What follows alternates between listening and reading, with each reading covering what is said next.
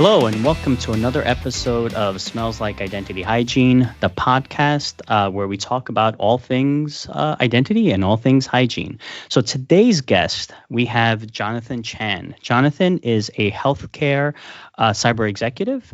I'm very excited to speak with Jonathan. There's certain specific topics that I actually want to cover with JC as he goes by. So, Jonathan, can you tell us a little bit about yourself, a little bit about your experience, and then we'll dive right in. Great. Hey, Rosario, and thanks for having me to be part of the podcast. Excited to talk about topics that I've been, thinking about every day because I'm working with it every single day.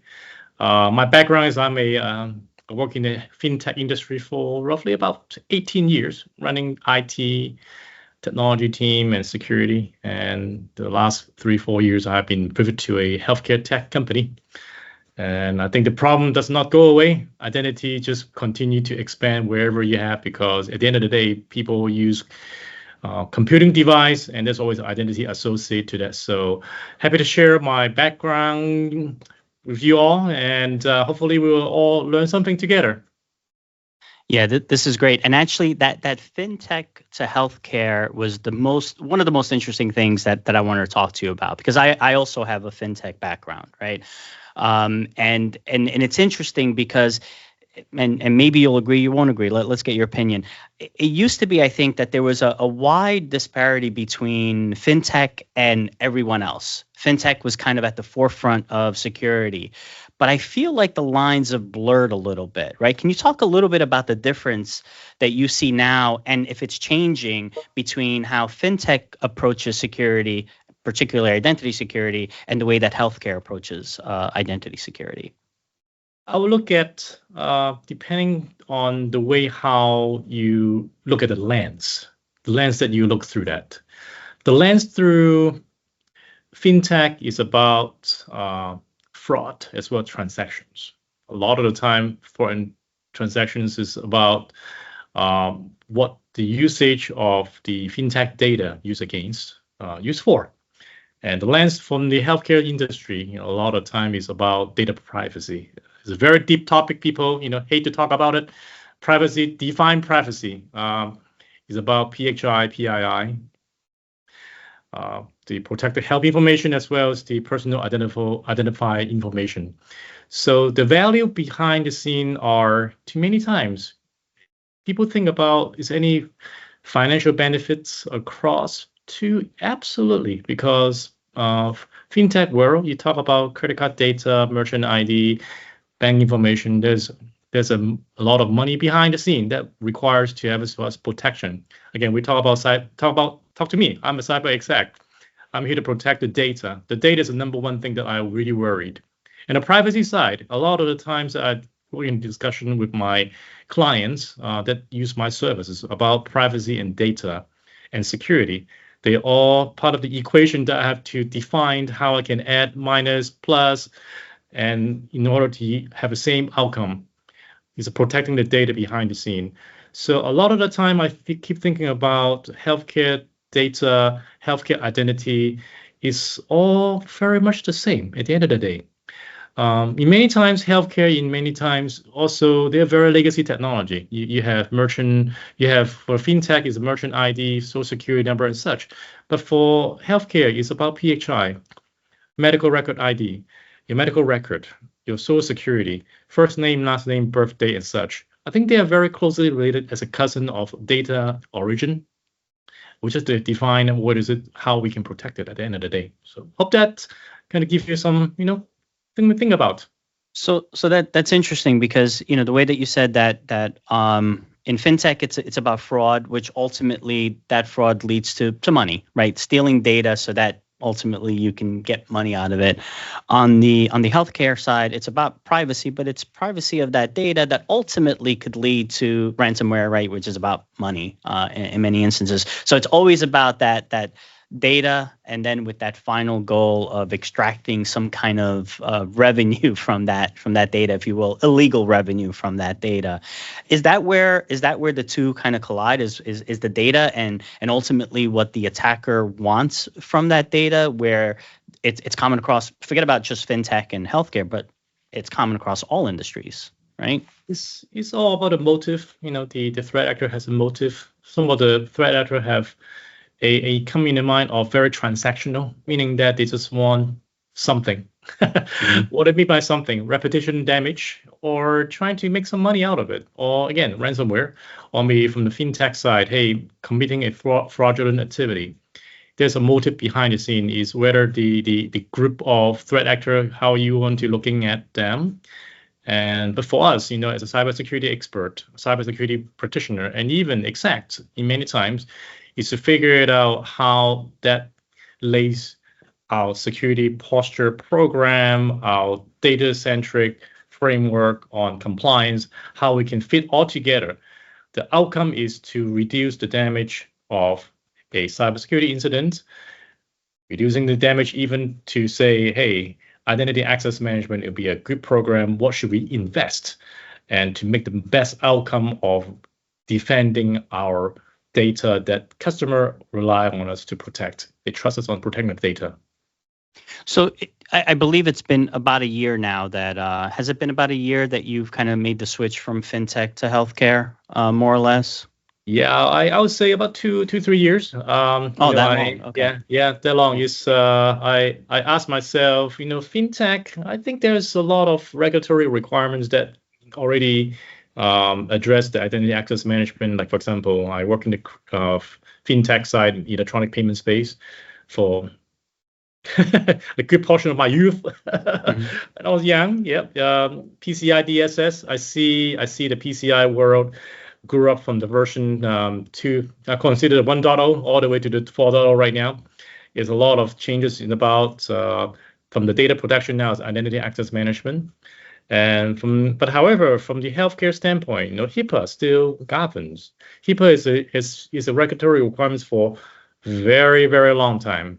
Even though we have asked for to step up the game and say, hey, let's do something about it, upgrade to version 2.0 of HIPAA. But I think the opposition still going back and forth to figure out what it means because of a lot of consider the political side of the house that we have to take in consideration.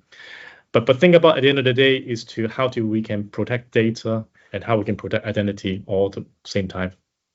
So in that time that you've been on the healthcare side of things, has there been anything that's been like a surprise where maybe what you saw in fintech wasn't a priority, but is absolutely a priority, or do you feel that there's more common things than there are different things about those two verticals, those two industries? I'll look at the concepts that people talk about: multi-factor authentication, MFA.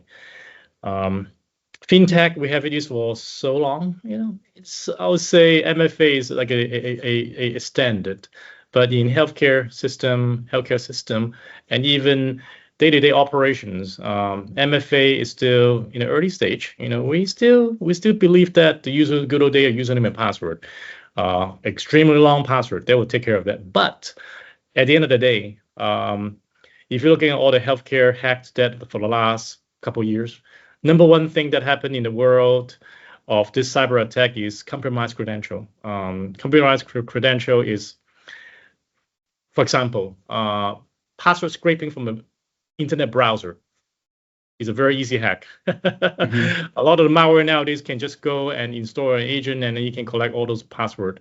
And once you have credential compromised, then there's basically open sesame door. Right. Welcome to my data, and whatever access you have, they will maybe figure out how to escalate permission and such like that to launch a bigger attack. Again, cybersecurity principle 101, access control management, failed because it's not because of the password complexity. It's because of other practice that we couldn't keep up to the latest generation of hygiene. I'll consider, again, good old topic about identity hygiene. How can we pivot from a traditional username and password to MFA, maybe even a passwordless, technology? How can we get there? Who is going to provide that technology? I think healthcare system, in my opinion, they are underinvest. There's not a whole lot of money to say, let's fix a problem because it's easily a problem. No, it's actually fixing a problem because there's a broader sense of damages to the organization. Besides, organization is patient care. Healthcare has this patient care mentality that, hey, I want to take care of my body, but the system that I go to, maybe they're not serving me because of something happened. System is down because of something. I think that is a big problem that we may see, but there's a lot of opportunities that as a cyber exec, and even from the industry standpoint, how we can address that from looking at identity as a practice, how we can step out of the game. So this might sound like a philosophical question, but I guess, and I've had these discussions with different people. Does an account get breached, or does a human get breached? Obviously there's certain things that there's the ways that you could breach an account independent of the human, the brute force attack kind of attacks, but that's really hard, right? Are people really focusing on that when they could breach the human, right, through bad links and other ways that you can compromise a human? So in your view, what is the thing that gets breached the most, the human or the individual account that human might own? They are both equally important to me in many times, and maybe some of them will even add on a layer two because of the way how a general concept called secret management, password passphrase. And how, when I consider that, what's the length? How are we storing it? Are we storing in clear text? And are we putting the correct access control to protect it from that? That's one side of the house. And the other side of the house is not about password management. It's about security awareness, social engineering, very common. I click on links sometimes. I learn my lesson. I got my red team in here, my organization. They sometimes send me a link purposely to say, hey, I'm going to just have fun with JC today. I'm going to send him an email very much like another exec in the organization wanted me to help. And I click on a link. Oh my God, there we go. And I had to redo my security awareness training. Hey, I love that kind of training, but social engineering training, the outcome as well as password management, secret management has a very similar outcome that we all, as a cyber exec, we want to get to, is to data protection. All angles about protecting the data from different direction, and even all the way to some other program that in the industry, endpoint security management, vulnerability management. A lot of them is a part of the capability that as an organization has to build to strengthen up the core. You have an extremely hard shell, but the core is very soft, because once you get into the door, you have a very good firewall, but internally, if you don't have the correct access management, identity management program, then I think you go back in the same stage. Yeah. And so, and I have a lot of conversations with people to talk about non-human identities and machine identities, and my argument is always, yeah, but you can't take the human out of it, right? It might be a machine identity, but you need that human that actually ultimately owns that relationship, right, between the device and the machine, or application to application, and whether or not the access that account has should exist. In your view, how important is that? How important is it to keep the human element into things like service accounts, machine identities, non-human identities? I'll broaden the scope, not just technology, is about the business. I think the pivot now, we have to rethink strategy. People heard about the term shadow IT, common. There's going to be a human resource team. They want to set up a system, so they hire a business analyst to set up machine-to-machine discussion between HRIS to a payroll system. Does IT own that? What about operations? They may decide to bring in a contact center application that they own, and even maybe marketing team. They decided to bring on to a market automation software. Then does IT have any control of those access control? and even password management. No, I think it's more broadened to the awareness of the organization to rethink strategy about machine identity as well as human identity. Everyone have an awareness how to protect them. Then you can build it a much stronger posture to protect those. But to your point, not the non-human side of the identity, yes, there's a fundamental question that we have to answer is who is going to be the one that maintaining that, creating the right program, creating the right processes around that. I think it's a collaboration between the business units and the exec to say, hey, this is the standard we're going to, and this is the standard we should use, and let people to adopt the same standard all across, and you will have much better perception, much better protection, at the end of the day, better outcome to the business, because technology is to enable the business to go faster. And we are going through a digital transformation I think my industry is going through a major digital transformation. All business unit, let's do some tech thinking. All business unit, let's talk about AI. I think there's a lot of questions that we to bring it back to the team. Hey, how are we doing it as a big group? Because business have their own set of processes that we always want to have IT or maybe security involved to be part of it. Yeah, and I think just like every other cybersecurity or technology podcast, I have to mention AI at least 4 times. Otherwise, who's going to listen to it, right? Because everyone's talking about AI. But so you bring up an interesting point that makes me think about the balance between functionality and security, right? Where you have to think about, like you mentioned, HR might want to bring in their own technology. And you could argue one of the reasons why businesses do that, number one, maybe they just don't know any better, that they have to get the IT organization involved and they can't just create the shadow IT. But people are used to just downloading an app on their phone now. They're used to just going in and signing up for something, and now they have an application. And they're not thinking, oh, that's an enterprise application. I really have to go through my enterprise IT. Or maybe they think that process takes too long, right? Change control and board approval and everything else. Where do you strike the balance between allowing the business to move fast and try to be as productive and profitable as possible, but also putting some controls in place to not allow them to just do anything and potentially introduce a huge risk to the organization? I'll look at the good old days is who defined internet usage for organization. The first day that the business say, hey, I'm going to turn on internet for everyone. Mm-hmm. Everyone's going to have fun. Okay, internet. Yes, let's do something about it. People going to the good old days of doing Netscape, going to InfoSeek to do web browsing. And later on, you start having social networking site. You start having YouTube. And then with a one T1 circuit, the good old days, one Mac circuit, everyone go online. Then how can you put the process control around that? I think we are going through the same set of discussion now with adopting technology, adopting a new business tech. A business tech required to have identity as a part of it too.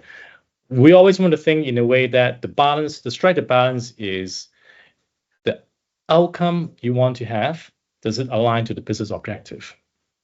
Business objective, each department come up with the business objective, and let's bring along IT and InfoSec and compliance and even legal. Let's talk about privacy too. Don't forget, they have a big role in the organization to protect. So let's get everyone on the same table and lay out the business outcome in each area and find the right strategy. Again, there's no single strategy will fit for all business. Think about the best practices. Industry has quite well defined on identity access management. You have a lot of programs, the IAM, the PAM, OGA, IGA, you name acronyms. There's always acronyms about the programs that you want to do. Align it together with the industry standard. Align it together with the client that you're serving. Because at the end of the day, you're processing data for a client as well. If they agree on how you manage the process of access management, how you handle identity, then your program will mean so much more than just a few IT guys sitting in the room, go ahead and talk to procurement, buying a software and start to implement. And technology adoption is only for one department. It's not able to adopt. Technology has to be adopted all across. Same time, process has to be widened to adopt the business need. That is something that I think, as an exec, practitioner, and even a technologist myself, I'm truly believing in how we can get that into everyone's mind to build awareness. Again, think about is awareness between different departments, people, IT, legal, all in the same game. So don't leave anyone out. Yep.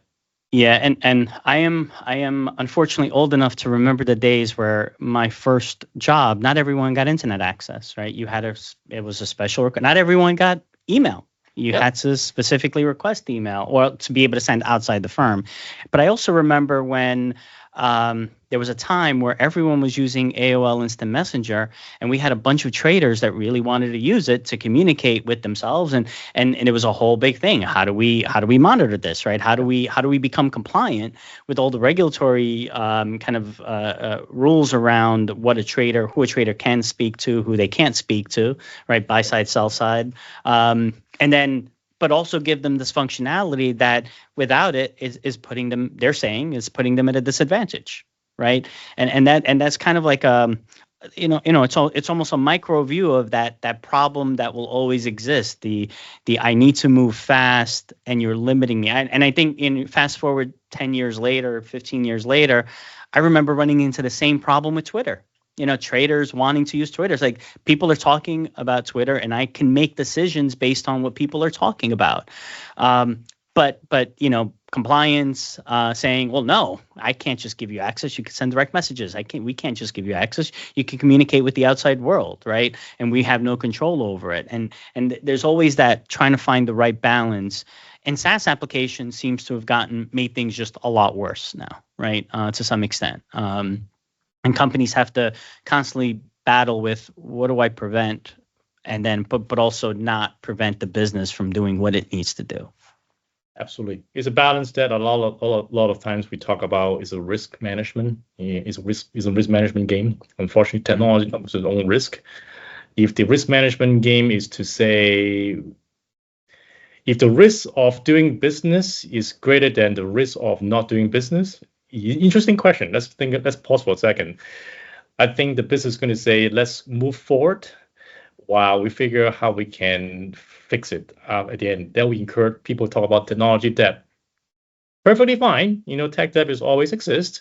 There's no perfect world, but how we can reduce the risk, how we can manage that across business and across people's mind. And even at the end of the day, the value of having a proper technology in place will drive better outcome. For myself, healthcare, I love tech. The moment I think about what can tech do in healthcare, there's so much that I'm like keep thinking every day. What I can build, what I shouldn't build also too, because there's way too crazy idea. Again, I'm just thinking about industry by industry. I served in the fintech for many years.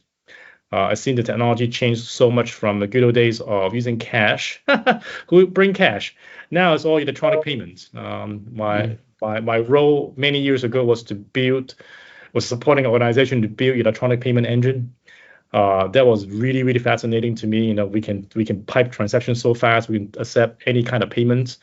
And nowadays, Apple Pay, don't mean to mention the word Apple Pay, but hey, the mobile payment space is just adopted so widely. Nobody bring cash anymore. Maybe sometimes they will use cash, but for many times, focusing back into let's move forward nowadays is identity. Are we carrying a driver license as a paper ID? No, ID is actually our devices, our phone, our Apple Watch, and electronic identity is just the way how it is seeing now. There's no turning back, guys. Do we have to bring a passport to to cross the border? Yes, you have, but there's always electronic way to have a passport ready. The NFC chip that in the passport. I think there's a lot more than just a digital, from a paper identity to a digital identity. So, and again, remember, I have to mention AI 4 times. So we've already talked about it. Please. So here's AI number 2. So how do you think AI is changing identity security? In what ways it's impacting it either in a good way or a bad way? I think AI makes the problem even worse. I'll explain to you why. AI is this you would gain AI is gaining for us for getting things done more efficiently. But if AI using it in a wrong way, uh, then AI will make the problem even worse. Meaning that deepfake, uh, AI's deepfake is our current identity access management program, can they detect deepfakes? Do we have companies doing something to detect deepfakes? Absolutely. There's thousands of startups they're doing deepfake detection and stuff like that. But our existing identity access management is not built for that yet. Um, but the bad guys are already using it to create the good old famous famous new hire in the organization that is based out of not in US, and they somehow get into our hiring manager and present it so well and being hired as a developer. Maybe even also too the cyber exec. Sorry, I'll say executive that presenting a AI generated exec able to sign off a PO that worth X amount of money and send money out externally. I think there's a lot of question that being asked. Is AI doing things good or bad? But I think AI is just making the problem even worse, in my opinion. So remember we talked a little bit before of what is the attack vector? Is it the what gets breached, the account or the human? With AI, do you feel that it's the human with things like deepfake, right? It's the human that is more attacked, or you could argue that AI allows even an amateur hacker to build pretty sophisticated code that can do that brute force to an account attack. Like, which one do you think is again? What do you think is the thing if you had to only protect one? If you could only, I mean, obviously you have to do both, but if you could only do one, which do you think is the biggest threat that AI poses? I think the biggest threat that we have to face is to looking at where AI applies to our identity life cycle management. Let's think about just go back to the basic identity life cycle management. Identity means machine ID, machine as well as human ID. Where it touch? Do we have explainability? Do we have a fallback procedure in case AI does not apply properly? Do we have transparency, oversight, human oversight? I think those are the couple of things that we have to attack as a part of the world that we are living in. But I think too, the AI side, I think is going to be affecting a lot more on the human side first, because with the technology, there's a lot more development onto developing into deepfake into humans, while the machine ID, I think machine ID many times the industry from our industry, we're still trying to adopt machine identity to between server and server communication, server and client communication. I think that's going to be something that we have to defend first. Let's step outside the comfort zone. Let's go to the next step. Maybe we have to skip a generation of technology. Let's think about how we can protect the most easily compromisable human identity first before we attack on the machine side. And in that respect, whether you're talking about a machine identity, it goes back to what we were talking about before, where it still comes down to ownership, right? You still need that human, whether we're talking about an AI agent or a machine identity or a service account or an API key or a token, right? It's those things allow you to access the data, and it could be an account or an agent, but a human has to say whether or not that access should or should not exist, and on a regular basis should probably be forced to review that access, which brings me to the number 3. I think I'm up to 3 questions, three opportunities to talk about AI. Everyone's talking about AI agents, agentic AI, and one of the things that I keep thinking about when I think about AI agents is, are AI agents going to eventually get so sophisticated that not one single human truly understands what that agent is doing and responsible for. So, for example, the idea of having an agent be an orchestrating or coordinating agent of other agents, which is coordinating other agents and other agents. Traditional technology, like you could argue, well, you could have an application that's millions of lines of code and no single human can understand that. But I would argue that is a static page. That's not a static list of or a code that's not changing, right? It's not changing as you're reading it. So over time, you could learn what that code does. But with AI agents and kind of the reasoning that they're doing and the learning that they're doing, are we moving into a world where we might have a piece of technology in an organization that can't actually have a human owner? Because that human owner can't possibly understand what it's doing. And there's a risk that if the human owner says shut it down, it's going to take down a critical system. Very true. And organization are not stopping to deploy more AI agents, agentic AI, and many times is to find ways to bring efficiency automations. Don't think about AI agent is just a prompt. AI agent also means the traditional they call robotic process automation, RPA. AI does not mean that is something artificial. AI is something that human programmed. And don't forget too, AI agent could be something people will call workflow automation too. There's a lot of agent behind the scene. With organization adopting more, I think the AI agent / automation will outnumber human beings. Believe it or not, you got to think about that. When they outnumber, meaning that do we have a ways to think about identity in a way that do we have the good old hygiene for IAM strategies such as like least privilege access, credential rotation, and what else? I think continuous monitoring, like logging and having a analyst to continue to track. And do we have threat detection around that? I think that industry has not truly defined what does it mean by protecting AI agent across, but it's a common problem that RPA stopped working because somebody reset the password, and you gotta reset, and then now you got somebody 2 o'clock in the morning, hey, got coin, hey, the process stopped. Then poor password hygiene comes in 2 o'clock in the morning. I'm just typing something simple and just save it and put in the password save again. And there you go. There's a way of handling, again, a AI agent automations, workflow automations, or service account. We're going back to the same old problem in AI. Treat AI agent as more like a human entity also too. We got to look at this a non-stopping part of the industry. We have to think. While at the same time too, what are the guardrails? People keep talking about guardrails. Define it well, very well against your business objective. And then there will be a much better perception to adopting technology across.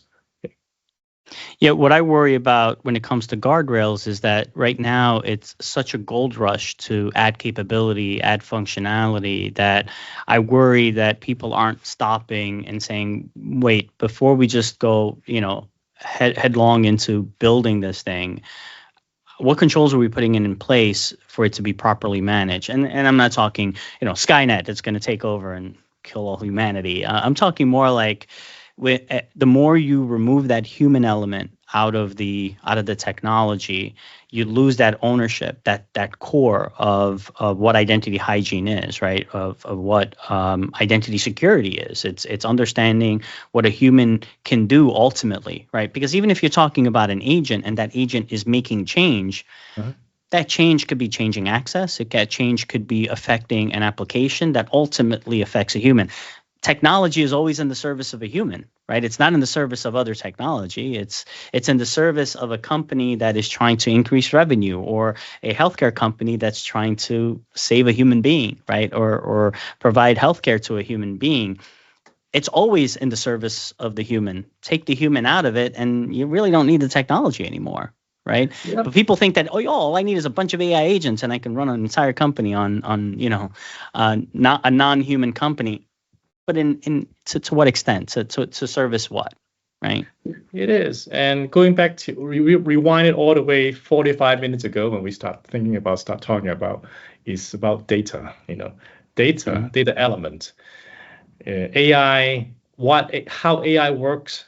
AI is actually a data science. Mhm. Smart scientists figured out how to put in a front end become an AI because they have a tremendous amount of data that you can train. You can have an AI model. Is the business become talk about identity access management and data security? How we can go back to the good old days. Data, digital digital transformation for organization is to use data to make better decision, using the data to drive more business efficiency and drive more revenue because all the industry is doing the same thing too. The more data you have, the more, I won't say more data, the more good data you have, the better outcome is a decision because decisions based upon on a massive amount of data. And even think about I'll give you an example. Uh, ads on your phone, or the ads when you go into Amazon. You click on them so many times, you keep hitting the same. I want to buy this. I want to buy this. I want to buy this. Eventually, it's going to come back with an idea. Say, hey, by the way, recommend you this as well because you have another 5-star rating of certain thing that you may want interest to buy, cost less. What drive that is because of your click, because of your buying habit. It's all data driving decisions, how you affect you as individuals too in your personal life. Business is the same process. If so many people are like to use the website to conduct business, then organizations are going to continue to invest money on building better website, building better UI UX engine to support the operations in the same time too, better than making a phone call. Cold call may not be more effective, maybe more effective too because of all the call volume you have. So data drive decisions. Again, identity, data, decisions. Again, the same equations goes a long way. Yeah, I agree. So we've reached the portion of the podcast. We always do this. We do a bunch of serious questions, and then we like to end the podcast with a fun question. So I think it's almost summer. People are thinking about vacations, doing something exciting. Can you tell me? So, is there something that you're passionate about? Um, you know, whether it's things that you do away from work, again, vacationing or anything like that, but something that you're so passionate about that you would never want it to be a job, right? But you love to your core and you're very passionate about, but you would never want to do that for a living and have a paycheck tied to it. I will look at many years ago. I would say about 15 years ago. I got introduced to a new sport. It's a triathlete. So I'm a triathlete now. I never become a professional triathlete. We do swimming, we do running, and cycling, all three together. I compete in Ironman events too sometimes. I Wow. never think about become a professional. Uh, I'm at an age that I said I will commit to do that. But again, I tell myself anything is possible to myself. I like to have a day of challenge to myself, what else can I do?